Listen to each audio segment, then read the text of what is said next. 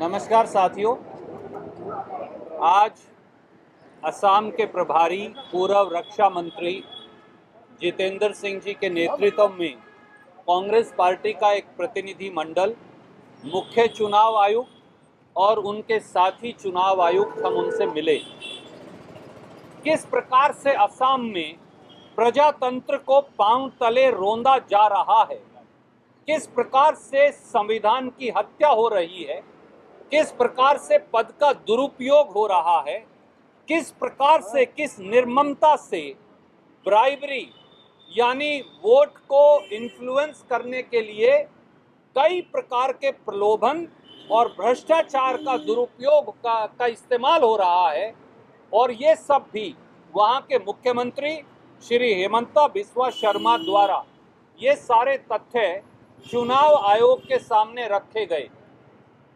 हमने चुनाव आयोग से मांग की कि जिस प्रकार से असम में उपचुनाव में वोटरों को प्रलोभन देकर, डराकर, धमकाकर, सरकारी मशीनरी का दुरुपयोग करके और जिस प्रकार से वीडियो पर उनके सारे बयानात मुख्यमंत्री के हैं, उनके ऊपर कड़ी कार्रवाई की जाए। Section 123 representation of people act में ब्राइबरी का मुकदमा दर्ज किया जाए और मुख्यमंत्री हेमंता बिस्वा शर्मा पर प्रतिबंध लगाया जाए। खास तौर से जितेंद्र सिंह जी ने यह भी याद दिलाया कि हेमंता बिस्वा शर्मा संविधान और कोड ऑफ कंडक्ट उन दोनों के उल्लंघन में हैबिचुअल ऑफेंडर हैं। 2 अप्रैल 2021 को भी भारत के चुनाव आयोग ने हेमंता बिस्वा शर्मा पर प्रतिबंध लगाया था क्योंकि उन्होंने नेशनल इन्वेस्टिगेशन एजेंसी का दुरुपयोग कर अपने विरोधियों को डराने का कुत्सित प्रयास किया था।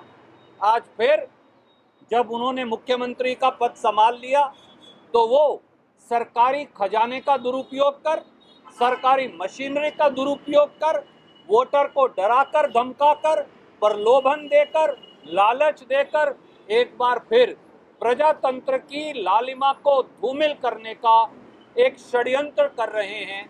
और इसलिए हमारी ये मांग है कि हेमंता बिस्वा शर्मा पर एक बार फिर प्रतिबंध लगाया जाए और हेमंता बिस्वा शर्मा जी पर ब्राइबरी के आरोप में section 123 representation of people act में एफआईआर दर्ज की जाए। चुनाव आयोग ने हमारी पूरी बात सुनी, सारे कागजों का अवलोकन किया, वीडियोस का अवलोकन किया, बाकायदा एक नोटिस आज 5 बजे तक उनको जवाब देने को कहा गया है।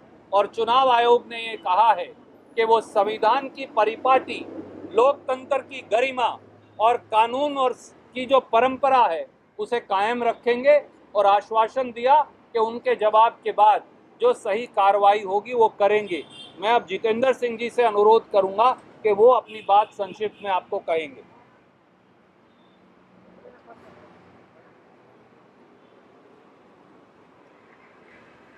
असम का प्रशासन, वहाँ की पुलिस, वहाँ का एडमिनिस्ट्रेशन भारतीय जनता पार्टी के कार्यकर्ता के रूप में काम कर रहा है। वहाँ के नेताओं को डराया जा रहा है, जनता को डराया जा रहा है। मैं आज सुबह ही आसाम और गोसाईगांव क्षेत्र से आया हूँ, जो एक वेस्ट बंगाल का बॉर्डर का इलाका है। यहाँ तक कि वहाँ के जो इलेक्टेड रिप्रेजेंटेटिव हैं, वहाँ के सरपंच हैं, वहाँ के जिला परिषद के सदस्य हैं, वो बंगाल में जाके रहे हुए हैं। दिन में आते हैं आसाम और कुछ घंटों बाद उनको वापस बंगाल जाना पड़ता है, क्योंकि वहाँ की जो पुलिस है वो उनको थ्रेटन कर रही है, उनको धमका रही है, अरेस्ट करने के लिए उनकी बात कर रही है। और पहली बार देखा गया है कि उल्लंघन, आचार संहिता का उल्लंघन बहुत बार हेमंता बिस्वा शर्मा कर चुके हैं, लेकिन खुले मंचों से कह रहे हैं कि कोई भी दूसरी पार्टी से कोई एमएलए आता है और भारतीय जनता पार्टी ज्वाइन करता है तो मैं 2000 करोड़ रुपए दूंगा।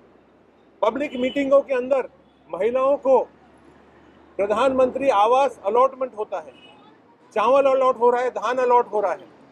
रोड बनाने की पीडब्ल्यूडी को और दूसरी एजेंसियों को आदेश, मौखिक आदेश पब्लिक मीटिंग में दिए जा रहे हैं।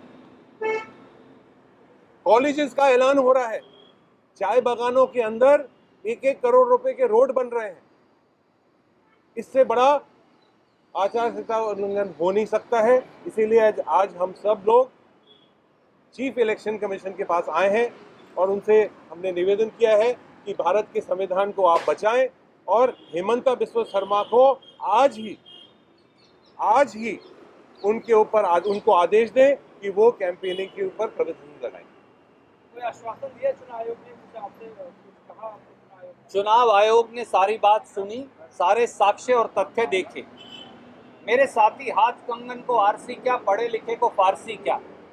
जब हमने वो सारे वीडियोस ही चुनाव आयोग के सामने रख दिए जिसमें संविधान की परिपाटी का उल्लंघन और ब्राइबरी का ऑफेंस बनता है section 123 representation of people act में, तो उसके बाद झूठ और सच का तो प्रश्न ही पैदा नहीं होता।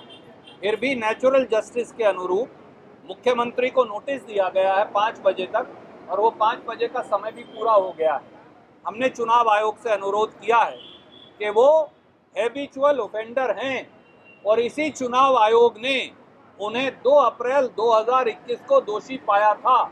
अगर एक ही व्यक्ति बार बार अपराध करे, संविधान का अपमान करे, प्रजातंत्र को रोंदे, कानून की परिपाटी का उल्लंघन करे, तो ऐसे व्यक्ति को सार्वजनिक जीवन में उस पर प्रतिबंध लगाना आवश्यक है, तभी प्रजातंत्र की सूचिका बच पाएगी। हमें उम्मीद है कि भारत का चुनाव आयोग सही और उचित कानून और तर्क संगत कार्रवाई करेगा। धन्यवाद। सर, हेमंत शर्मा जो